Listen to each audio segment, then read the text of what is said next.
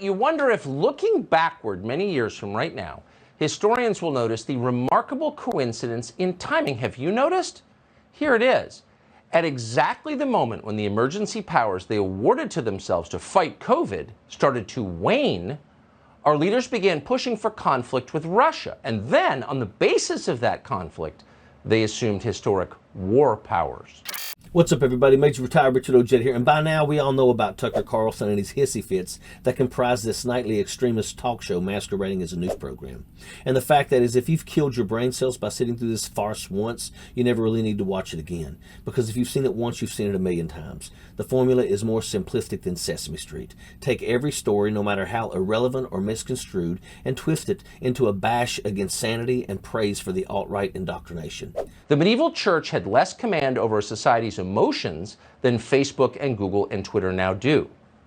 For the past 2 years, you have watched these companies, above all, define who you as an American must hate.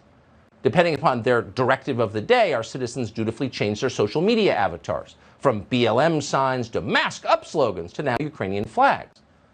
Each is a crisis, and each new crisis is carefully stage managed from Silicon Valley at the direction of the White House. His answer for why the grass is green is communism, Marxism, socialism. He yells these words over and over out of context and with no real purpose other than to embed them into the minds of his viewers.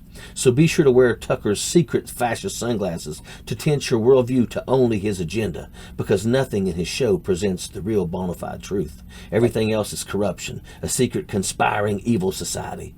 And just like we had people jumping out of windows after tuning into War of the Worlds on their radio sets, today we still have mush-minded imbeciles susceptible to this kind of lunacy. Even pausing, the Biden administration declared total economic war on a sovereign country. No American had been killed. The United States had not been invaded or attacked.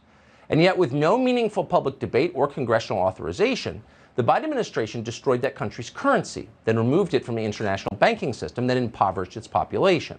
Then the administration began seizing the property of people affiliated with that country without a trial or due process of any kind, without even bothering to explain exactly what crime they had committed. No American government had ever done anything like that before. If there was one thing the U.S. government long stood for, it was the rule of law. This weekend's latest reach was his far-right fascist fairy tale that American government officials wanted to warn Ukraine as a power grab since their secret effort to subdue the entire population with COVID restrictions failed. And wow, those COVID restrictions were so pervasive and restrictive. I was asked to wear a mask when going into Walmart. What monsters! I was asked to wear a mask to try not to get sick and, die.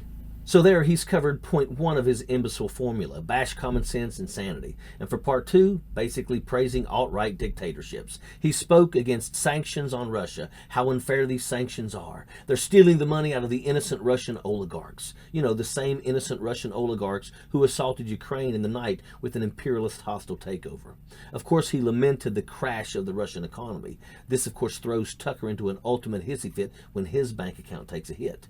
It strikes fear into his heart like nothing else. The idea that he may actually have to earn $1 by providing an actual constructive service for society. The way every normal adult of the working class does every day of their life. Without tax evasion and money speculation, what can poor Tucker offer the world?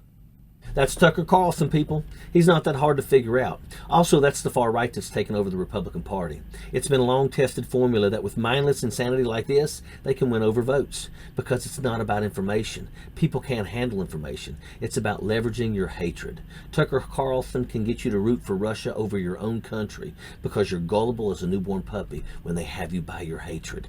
It's time to wake up and realize we can choose not to be 1930s Germany.